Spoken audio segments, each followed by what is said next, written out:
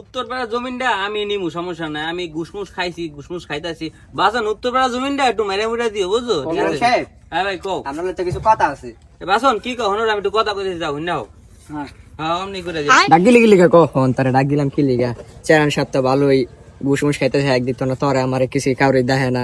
আমরা জনগণ মিল্লা হারে চেয়ারম্যান বানাইলাম, ভাই কিছু কারণ হ্যাঁ আঙ্গুর দেখে একটু দেখাও না। ভাই কথা তো এটা না, কথা হইলো আমার কাছে একটা জমি আছে, তো জমিটা যদি চেয়ারম্যান সাহেব রে তোরা দেয় কিছু খাইতে পারি, বুঝ নাই লাভ আছে দুজনের। চেয়ারম্যান সাহেব খাইলো দেখ দাঙ্গ কিছু আইলো। ওকে ল কই চেয়ারম্যান সাহেব আমি কই তুই খাক। লয় কাশেম ভাই, ঠিক আছে এমনি এমনি করতে বল। চেয়ারম্যান সাহেব জরুরি কথা ছিল।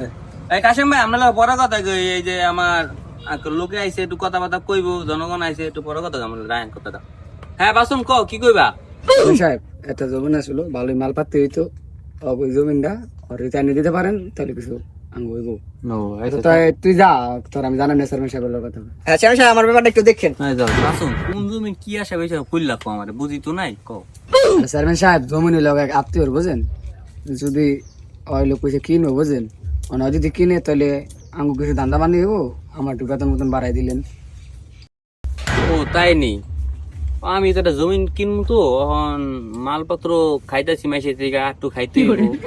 এখন তুমি জমিনটা দেখে বলছো, জমি তো আমার একটা লাগবো, তা যদি না কিছু মাইরা মুইরা খাইয়া দিমু, এই তো